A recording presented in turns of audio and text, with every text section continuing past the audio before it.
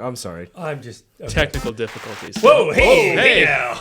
What? We're on a remix. There we go. Hey, There we go. There we go. This is yeah. Hey everybody, welcome to SHARC Doc Talk. I am Dr. Travis Conley, Doc T. It's Dr. Justin over here, Dr. David, our electrician over here to the right, our technical savvy guy. We are going to bring you today a little conversation about some shoulder stuff. So we've had some fun this last week. We've had quite a few patients with shoulder issues. Ironically, I don't know why. It's just some weeks are that way, and that's how it happened. So we're going to dive into a little bit. We're going to get a little bit of injury stuff. We're going to get a little bit of case study stuff, and then kind of just drive it home with some comedy hour at the back end if you guys get a little bored. So we'll start off here with David, Dr. David here. Yeah. He's got a case study. We're going to start right off. Yeah, so the cases that I was working on, even before we jump into that, as you guys know, whenever we have injuries in the office or whenever we have problems in the office, for whatever reason they come in together, I guess it's contagious like the cold. Yeah, But seems like it. in this time, I had a patient. He's a 32-year-old male powerlifter, and he was complaining about right shoulder pain. And it was interesting to see that one just because he said he didn't have any pain with anything under 155 pounds. Or if for the powerlifters out there, 2 reds on the bar there. Once he was warming up, he was okay. But once we got to 155 and anything past that, he would feel a sharp pinching at the front of his shoulder. And from that point, anytime off the chest, he would also feel that pain. He tried warming up in a more specific way rather than just putting plates onto the bar. That's what I would do. That's what I did. It'll fix it. He started to use like a dumbbell bench press. He tried doing stuff that he saw online, like a banded pull apart, which I still think is a viable option here. And he found some success with it, but he had lasting pain, and he was somewhat confused about what to do next. And that's where he came across me. So before I jump into what I did in terms of treatment, docs, what are your thoughts here? Yeah, so just to clarify, what was the exercise that he was having trouble with? Bench press. Bench press. Yeah. And so you said he had pain coming off, like coming out of the bottom, right? Yeah. Yeah. So initial thoughts, I mean, if he's looking online, he's kind of trying to see like what could stick here. Mm-hmm. Dumbbell bench is a good option, I think. I think he was on the right track. In my experience, I've seen that patients will typically go a little too far with the dumbbell bench because you can't go down that far with the barbell, right? Yep. You have a little bit more range of motion with the dumbbells, which can get you in a little bit of trouble if you already have that shoulder impingement or pinching pain kind of in the front. Mm-hmm. And yeah, band pull aparts, like initially, that great starting point, right? Mm-hmm. The breaks of the bench press, if you will, are the backs of your shoulders. So like let's try and stabilize the shoulder a little bit and see if we can get the shoulder in a better position. See if we can help that pain. Mm-hmm. Dr. T, thoughts? Yeah, mine. So this is something I've come across lots. So whenever a patient, this is coming from like a doctor point of view, this whole thing. Whenever a patient comes in and says, I have pain at X weight, I go higher than that, then pain. I'm sorry, right. I have pain until I get to this weight. That's indicative of poor movement. Mm-hmm. That's first and foremost. So if you're injured, right? Like runners will come in. Great example. Runners come in saying my knee will start hurting me at mile 2. What did I injure? And I'm like, nothing. Nothing's injured. You're fine. And they kind of look at me a little perplexed. And it's really common sense if you think about it. If you have an injury, it doesn't go away when you start running until mile 2, and then it comes up again. It's going to be there immediately. So his shoulder problem is purely mechanical, how he moves. So the activation of the mid-back. So a good question I would always ask a patient like that is, how do you warm up for the bench? Mm-hmm. And what do you think the most common answer is? They just start. I bench. Yeah. So you bench to bench. Okay. So doing a face pull, a band pull apart, any variation like that is a good way to get, as Dr. Justin just said, get the brakes awake. Mm-hmm. Because especially if you're going to be heavy, if you're a heavy lifter, if those brakes aren't working, your chest is the brake. That won't feel good. No. Promise you. So that's my thoughts on that. Yeah. I mean, I actually had the same ideas there. I wanted to see what his bench press motion would look like. Plus, I wanted to actually see the speed of how he came down. And I also asked him to send me some film, and I also saw him bench in the office, because yes, we bench in the office, especially on our free times. God, it's great. It's the best thing. It's fun. Having a gym here is great. It's so much fun. And a golf net. Oh, yeah. And a basketball hoop. Oh, we have too many toys. But yeah, all that to say, going back to what I was saying there, I wanted to see what his bench press looked like. And what we noticed was that the bar path, so when we talk about bar path, it's how the bar is moving throughout the entire motion there. It did have the traditional J just because of how he's been training. And we talk about the J, meaning that when you're pressing off your chest, it's not necessarily straight, but it has an arc that goes up. He was off to his left a little bit. He was loading his left side, and then all of a sudden he'd pull it to his right side. So the bar, if you can see the camera here, it would come down and do kind of that motion. It'd be like kink, kink, kink. So it wasn't smooth, but he was strong, especially for his weight class and size. I believe he was competing at like the 147s, got up to 264, which was pretty good. Talking kilos or pounds? Pounds. Let's clarify. Yeah, let's clarify that one. Yes. Lifters out there are like, kilo? Jesus. Yep. I wish to. Yeah, okay, great. Santa, if you see anything, that's what I want for Christmas. I want a 264 kilo bench. Yeah, I don't think that's happening in my lifetime. I don't even see how that could happen in a gift. I don't know. It's probably in an injection of some sort. Anyways, Steroids. back to this here. So that's where I was looking at him. How can we fix his motion, and how can we make his warm-up more effective? Plus, I asked him how many times is he benching in a week. And once I got who his coach was, because this coach is notorious for that, not to throw anyone under the bus, he's under the camp of you bench more and your bench numbers will go up. Within reason, that's very true. Yeah. And just understand, just to interject, when it comes to coaches, because I've been doing this a long time, there are a lot of good coaches out there, but sometimes the coach and athlete aren't always on the same page. And more often than not, the athlete is not telling the coach what's going on because the athlete wants to keep doing whatever they're doing. Or the athlete will take, we have a runner, we talked to this a few weeks ago, who will take the program, and because they feel really good that day, they'll do a couple extra reps or a couple extra volume points. That's not in the training program that the coach gave them. So it's the coach-athlete relationship is a very delicate situation or relationship. So there's a couple wrinkles about that I wanted to talk about. That's very interesting here. Love wrinkles. But on my face. That's fair. In terms of the bench press, this coach was always a fan of high volume per day. No, how do I rephrase that? It's basically benching every day. He's about a 5 to 6 time a week bencher, which is a lot of benching. Ooh, yeah, that's a lot. But the funny part about this coach was that he necessarily wasn't the best coach because it was an online coach. It's hard. Yeah, it's hard. And anytime the athlete would provide feedback, it wasn't necessarily taken well on the coach's side. So it was very much business-minded, as in like, oh, these are the technical numbers that you should be hitting, without really listening to the athlete to see what needs to change. So there's that. I don't want to give out any names because... No, it's a gray area, especially like we talk about this all the time. We talk about it every podcast. Yeah. You can't go online and find a trainer, a doctor, or whatever, and expect them to know who you are. Yeah. Because he hasn't, like, you watched him lift, right? His coach never saw him lift. Probably never saw him bench, right?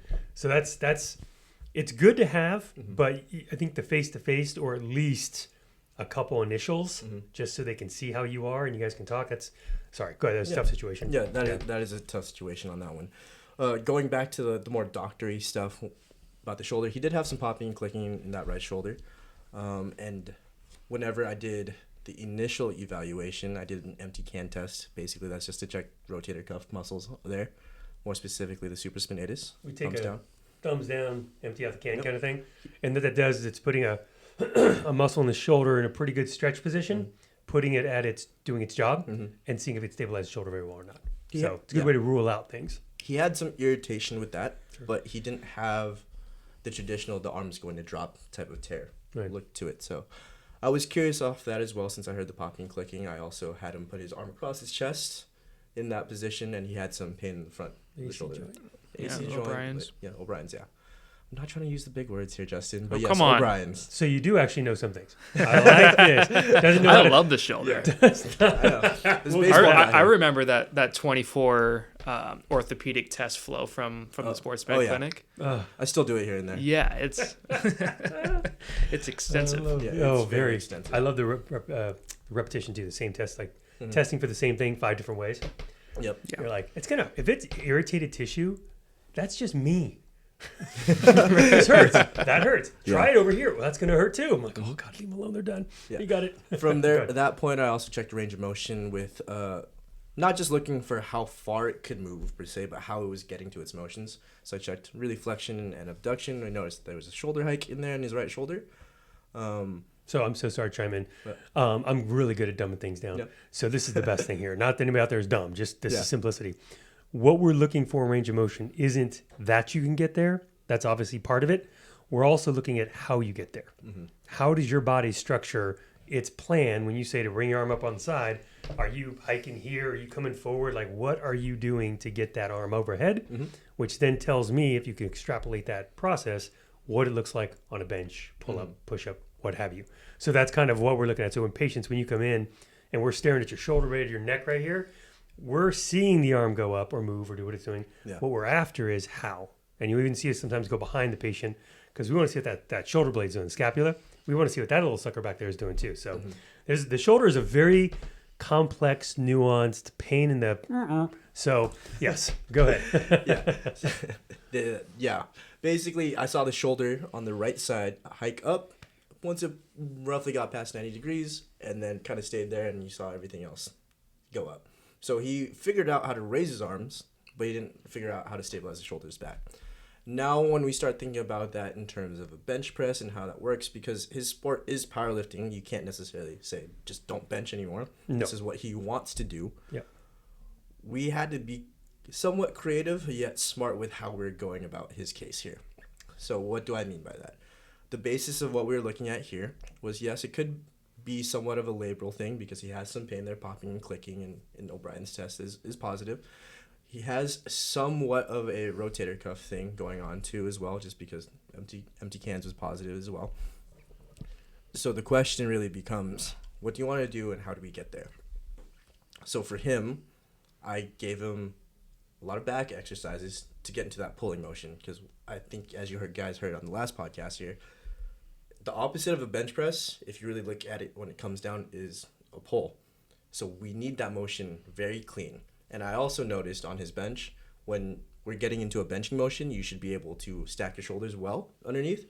He wasn't stacking that right side really well. It was kind of falling off the bench there. And So stacking shoulders, real quick. Yep. I feel like this is my role here. Yeah, there Just you go. clarify things real quick, and then I'll shut up, and you can keep on going. Stacking the shoulder just basically means you're taking your rotator cuff as it sits with your thoracic spine, so your rib cage, and your scapula, your shoulder blade. All the muscles in there are moving in the position where it actually takes your shoulder. It doesn't compress it, but it puts it in a nice locked, stable position. So think Iron Man, when he pops out something, it like starts leveling itself out to stabilize. That's all it's doing. So once it gets in that position, now it can function not just powerfully, Yeah. but more efficiently. And I don't want to say, I hate saying mitigates injury of risk or risk of injury, whatever, but it makes hurting yourself really hard. Yeah. You have to put some effort out to hurt yourself. So go ahead. Yeah. So that was part of our plan of attack there. How do we get you more stable at the bottom of the bench press? Because that's what you have to do. So part of it was, hey, we're going to do some back exercises. Really, it was making sure even like a dumbbell row looked good for him, because that was already in his program. Nice. I didn't want to add too much to his program already, because he had a crap ton of stuff to do, because he's a powerlifter. As my powerlifters know, your workout's already 3 hours. I'm not trying to make it 4. Literally. Straight up, yeah. I might make it 3:15. I'm not trying to make it 4 hours here. Well, we incorporated a lot of lat work, actually. So something fun that we did here was, on our setup, we took a light band, like a yellow band here, put it around the ends of the barbell on the bench, and when he was pulling down onto the bar, he's getting used to using his lats to unrack the bar rather than just pushing up and hoping his shoulder gets into the right position. So we're presetting him to do that. I had him do a couple reps of that within his warm-up too, just so it's more specific to what he was doing. So that was a little fun one that I did there. Yeah. But Nice. on top of that, we did like straight arm lat pull downs and lat pull downs in general. And his shoulder, although not right away, was starting to get better within a week of seeing me. And then weeks on top of that, we just started loading and started changing his training just a tad there. That's fantastic. Yep. Yeah. That's the fun. I mean, honestly, we joke about this and we talk about this, but when you come in, the whole purpose of why we want to see you for what we want to see you for in time frames and all that good stuff, we have to put you in 15 different positions and we're really trying to unlock. We're Sherlock Holmes. We're trying to figure out. And even with him, I'd go deeper. I would check serratus, anterior. Let's see what that sucker's doing, because that guy's going to be, a little upset, I'm sure. You got some external rotators that need to be addressed and looked at, only because the nature of bench press is so dynamic on the shoulder joint that if something isn't working, you have to divert responsibility somewhere else. And this can happen from rep to rep to rep. This isn't a workout to workout or week to week. Yeah. It's rep 3. This muscle just decides not to do its job anymore. So my shoulder turns forward. Now my trap's kicked in too much. Now my lat's inhibited. Now it's rep 3. Now my infra's trying to help out. My biceps trying to help out. Rep 4. And this is how it works. Yeah. So when athletes come in going, I don't really know what I did. It's like, well, you benched heavy and you move badly. That's it. And the magic the body does the rest for you. So athletes are a very unique breed. And I'm talking about weekend warriors too, just like us. Nothing like pro athletes, but just they're such a unique breed because mentally, oh my gosh, when he hurt himself the first time, did he finish his workout? Yep. I always love that question. Nobody has ever said no. Everybody says, yes, I did. Or I get my favorite one after that is, well, other than that, everything else felt great. Yeah. Oh, well, I got more than unlocked here on that one. So, yes, he did finish his workout, but really, he was in, I think it was week 11 of his 12-week program to go to a meet. So, after week 12, he was going to go compete. So, he's like, screw it, we're going to go. And ramping it, I get it, because it wasn't a local meet. Well, technically, it qualifies as a local meet, but in terms of the area, it wasn't local. He went to Hawaii for it. For a vacation, so he already paid for all of it. Non-refundable. Yeah, he was going with his girlfriend. His girlfriend was also competing that meet, and another friend. So there were people there that he was willing to go pay for this thing for. He's not pulling out of that one. No, and that's so. Once again, Daddy over here has to clarify this one. Big Dad, the old guy is what that means. Yeah. So, for those out there that are unaware, when you have an athlete who's about to compete, there is, short of their arm falling off their body, their leg falling off, fracture, something's torn, it could actually dramatically affect their life, happiness, they're going to go compete. And so when you're a sports doc and you're dealing with these kind of athletes, you understand there is a breaking point in which you have to tell them by just, what is it called, or HIPAA, or not HIPAA, the Hippocratic Oath. You have to tell them, because you're supposed to do no harm. This is what could happen if you would compete. He could dislocate his shoulder. He could tear his shoulder. There's a list of things that we all know in our heads can happen. So we're going to do our best to inform them. We're going to do our best to get them prepped and ready to go. Fix it much as we can before they go. Yeah. But our job is not to be their dad. It's to tell them, be their doctor. I'm not your friend, I'm not your dad, I'm your doctor. So I have to tell you these things. I understand if you're going to go, that's fine. Just make sure you do and supply them with as much stuff as you can give them to help. Yeah. And then sometimes you just got to hope for the best. I mean, it's still athletics. It's still sport. And I don't care if it's weightlifting, crossfitting, pickleballing, high roxing, baseball, soccer, football, whatever. It's sports, so the risk of injury is always there, regardless of what you come into it with. So absolutely. David's doing his job because that's what the patient's asking him to do. But he also did his due diligence, making sure that patient understands the pros and cons. The pros and cons of it all. Yeah. And here's the thing, he's actually doing really well now. Obviously, I don't think... How do you do in the meet? He did well. He actually came to me after the meet, I should say. Oh. Yeah, he was just freaking out right before the meet. Of course, that's normal. I forgot how many he got out of the 9 lifts that you're allowed. I think he might have gotten 7 to 8, so which was pretty good. That's not bad. Not bad at all. Yeah. We'll take that. That's a win. However, he still had pain after the meet, and he was trying to figure that out. Even after the deload after the meet, plus a month or so. I forgot the actual timeline between everything. It just wasn't going away. Yeah. And that's when he came and saw me. Then we had fun. Yeah, dude, it's nice. Something better. And especially, I mean, even we're all athletes here. Yeah. When you have pain and it sucks to do something, and then you get treated and taken care of, and now it doesn't suck to do something, the smile on your face is irreplaceable. Oh, yeah. It could be goofy and nutty, but it's like, I squatted. My hip felt amazing today. That's the best feeling. Oh, yeah. I had him bench in the office. I think at one point he was scared to get past that 155 mark, and I was like, okay, let's go have some fun. So I just started loading the bar. Eventually, we got to 225 no pain, which is 245s on top of that. And his face, he was shocked, and he wanted to celebrate. He didn't know if he could celebrate in the office. Dude, go for it. I don't care. Yeah, jump around, dude. I don't care. Have fun. Have fun. But yeah, that was a fun one that we had here. Cool. Justin, you have any thoughts about that one? Yeah, I mean, just to kind of wrap this up and put a bow on it.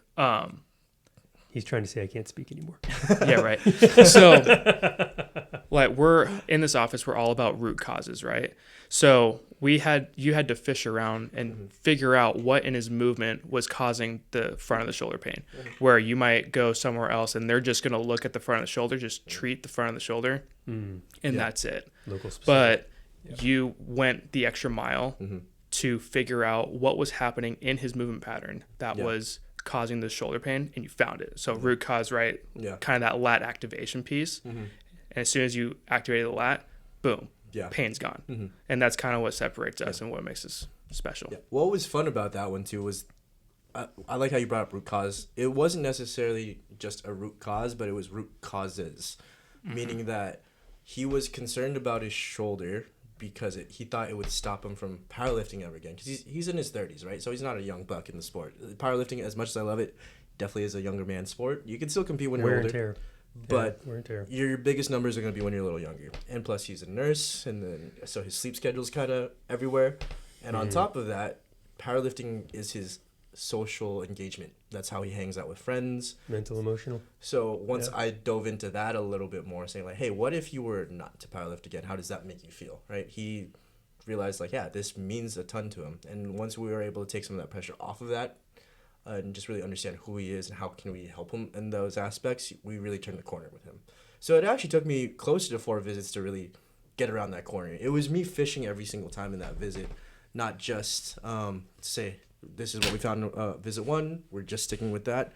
Obviously, I stuck with 90% of the stuff there. We're trying to keep excess noise quiet and page ripper over here. That's on me. Don't mind me. Yeah. But I stuck with like 90% of the stuff that I found because we're not going to find anything truly different. But I was always keeping my mind open to that other 10% that I probably missed out. Visit 1, visit 2, and then we found a couple things here and there.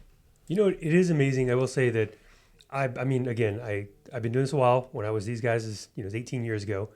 And I forgot how different I was in a way there, where I asked more questions because I knew less. So I had to keep digging and digging and digging and asking questions. And the thing that's great is when you build a relationship with a patient like that, a client like that, they now trust you. Yeah. And that trust lasts. I mean, I've got patients come to me with stuff I can't treat. I blew out my disc. I can't feel my leg. I can't help you. We have to go to an orthopedic surgeon. Like, this is just out of my scope. Yeah. But that trust is great because they know we care. And that right there is like, and digging deep is, it's not easy because most patients, you're meeting us for the first time and you're going, I don't really know you. And you're asking me some of my, deepest like emotional states here. Yeah. And for us, it's because we need to understand truly, like, who are we dealing with? Yeah. We know what we're dealing with. That's not the hard part. But who, as the athlete, as the person, as the mom, dad, whatever, and how is this affecting your life? And all of us, any weekend warrior, it affects your life because that's generally your social emotional outlet. That's where you go with friends and buddies. That's where you go hang out. That's where you just, de-stress from life or what have you. Yeah. So, I mean, I always applaud these guys, but we should come up with like a ribbon or a token or some like prize Surprise. for like unlocking. Cause that's hard, man. I've had patients, I'll see them 8-9 times, you get them all set up and they're gone. I don't even know what they're, if they're brothers and sisters. Yeah. They are not an open book. You ask question after question after question and it's zip. Yeah. You're like, okay, and there's nothing wrong with that. That's nothing wrong at all. But when you get a little closer in there and figure things out, oh man, it just makes it so much, and it helps the doctor. Yeah. So for people out there looking and listening, both, if the doc's asking questions and they're getting like specific, there's a very good reason for that. They're trying to find things out. I almost made an inappropriate joke, but I didn't want to ruin the moment. So they're actually trying to find something out. Okay, we're going to go to break for just about 20, 30 minutes. I'm just kidding. Be a couple minutes. We'll be back soon.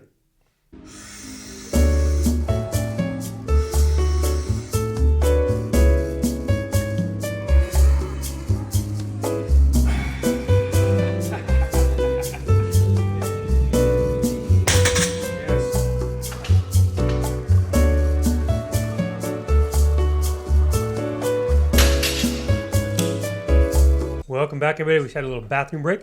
So, continuing on the shoulder, I have a patient. It's interesting. He has a patient with bench pressing. Mine was someone who is obsessed with doing pull-ups, so he's right after my own heart. But he actually tweaked his kind of shoulder, clavicle, neck kind of area. So, what do we call this? What's the layman term for that? Clavicle. Anyway, so he tweaked the area. Doing pull-ups. Collarbone. That's the one. Yeah, thank you. Take it over to you. But he was doing pull-ups, too many pull-ups, like pull-ups 3 or 4 days a week, going after it. Tweak the area. Now, if he tries to deadlift or do anything overhead like pull-up, he'll have pain and like a significant amount of pain that he does not want to do it.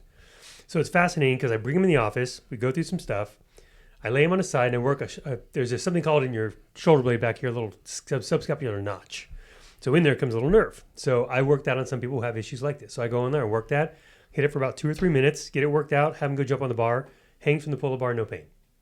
Doesn't do a pull-up yet because you don't want to, don't run before you can walk. Yeah. But the fact that we were able to do that is like, we figured out what's locking him up. Now, the why part. Why is it getting there? So there's something in his mechanics. So we're bringing him back to ring rows and we're starting him all over basic pulling motions to get him to evolve. But here is a case, and I know Justin had somebody he wanted to talk about, patient that we have a presentation. I mean, his is weird. It was like an elbow, finger, toe, nose to the shoulder thing. But it's like you come in with what you think is a shoulder pain. And this is where we talk and listen. And we come to find out it's actually a neck shoulder problem. And those correlations go together all the time. I always say if you got a shoulder problem, you got a neck problem. You got a neck problem, you got a shoulder problem. They are not separate. They're not mutually exclusive. They are the same thing. So anyway, Dr. Justin, jump in. Yeah, for sure. So I have a patient, I believe he's 31 years old. Doesn't really matter, 30, 31 years old. He does bodybuilding. So he's doing high volume, high reps, and he's jacked, shredded. So when he first came to me, he had elbow pain. And so we cleared that out. He started to feel good. Now, and then it kind of migrated up to the front of the shoulder. And we were working on it, and how we were treating it, right? Work on the muscles around the shoulder, doing a lot of like rear delt work, getting the back to activate.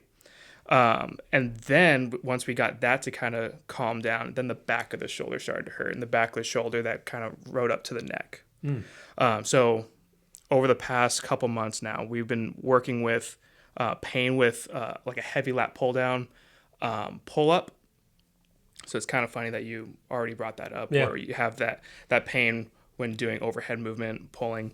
And then he has pain getting out of the hole during a bench press, but it's in the back of his shoulder, not in the front of his shoulder. I'm going to interject one thing here just because it popped in my head and I was like, oh, this is so true. One thing to understand out there for people who have, like, say you're a patient or somebody watching this podcast and you have the same problem. The other thing you do is you ask them which hand position hurts.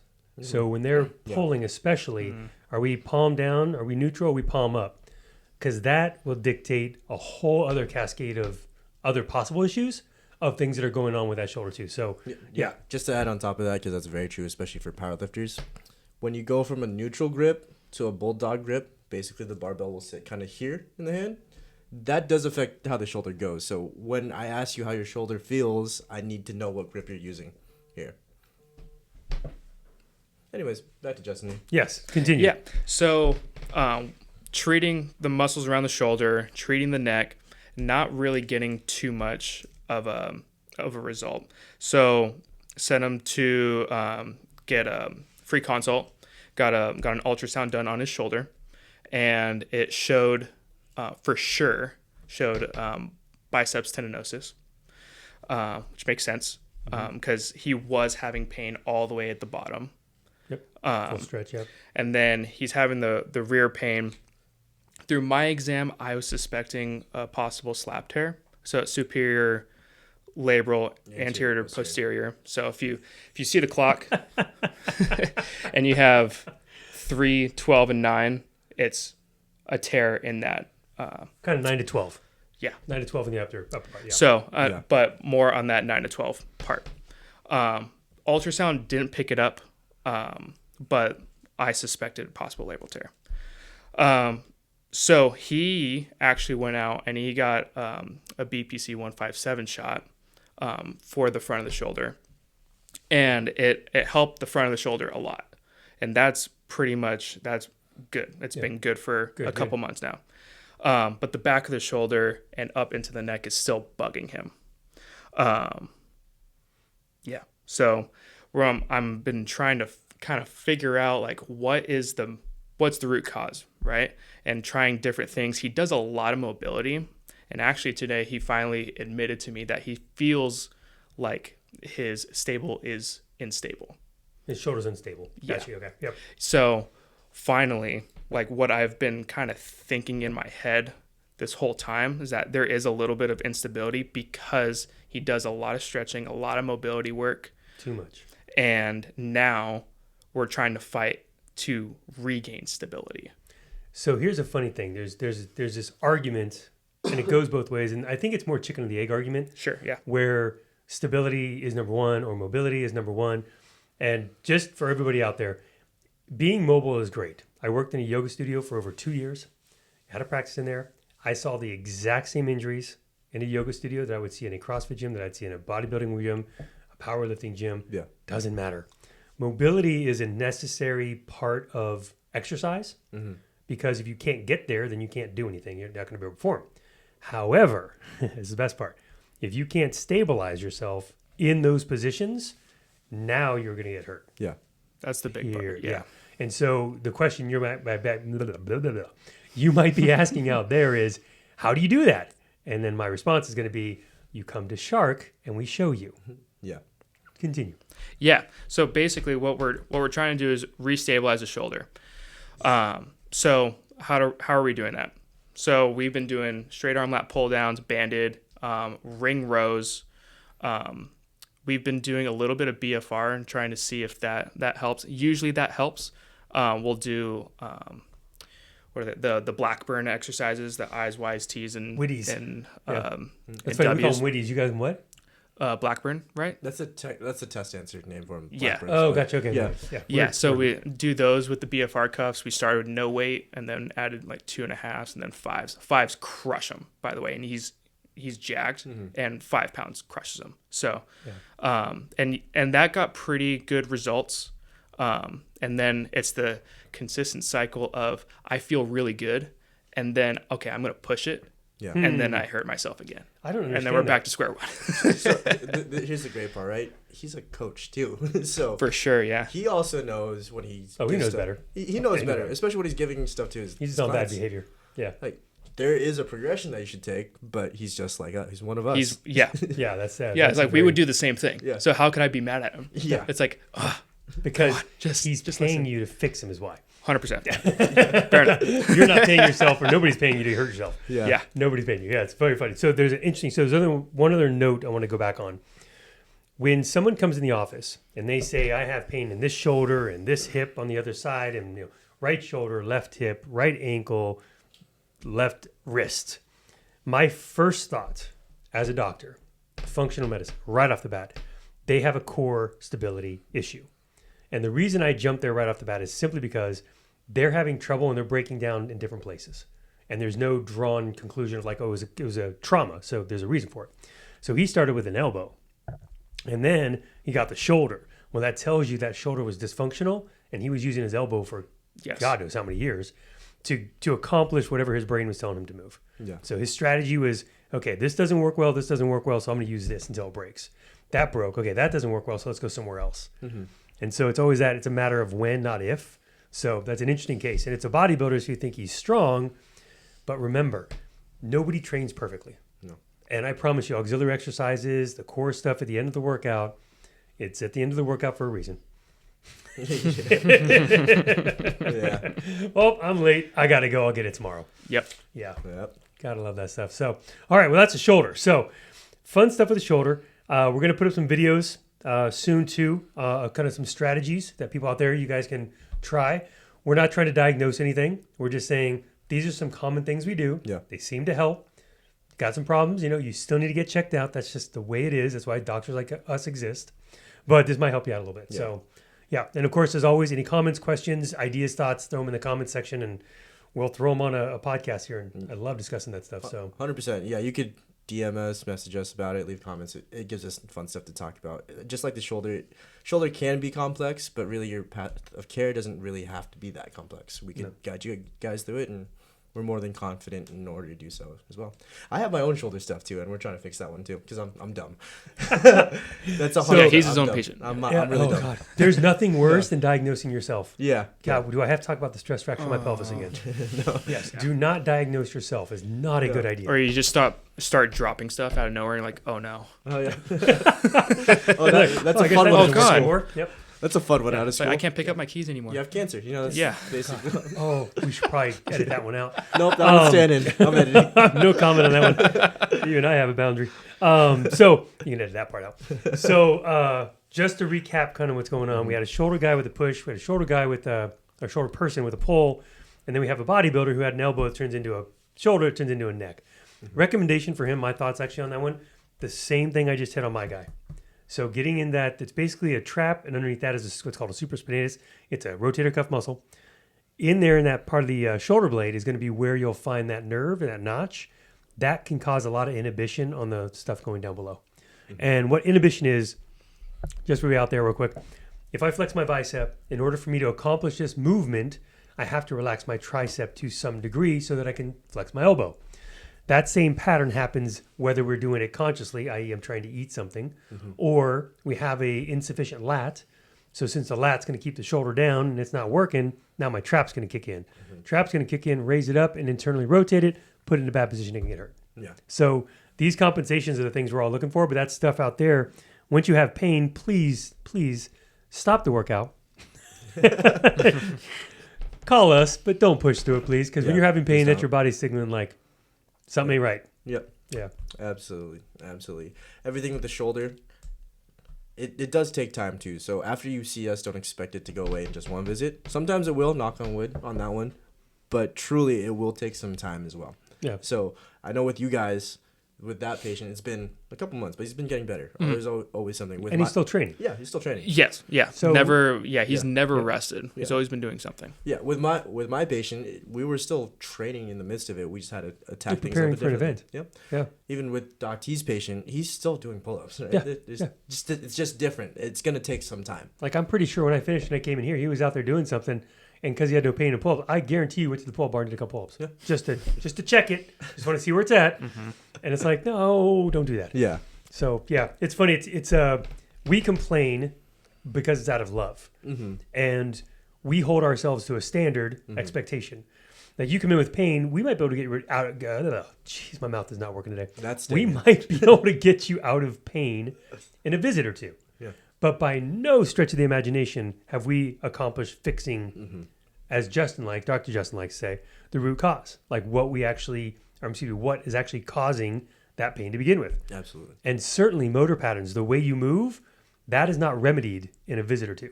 That takes time, takes energy. And I know athletes out there are not the most patient people in the world. Resting is a 4-letter word they do not like to use. They use other ones. Yeah, thought once.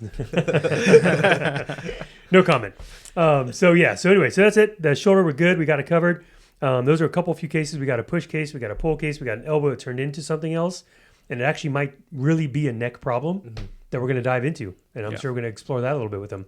So, all right, guys. Well, till next time, I'm Dr. T. Dr. J. I'm Dr. D.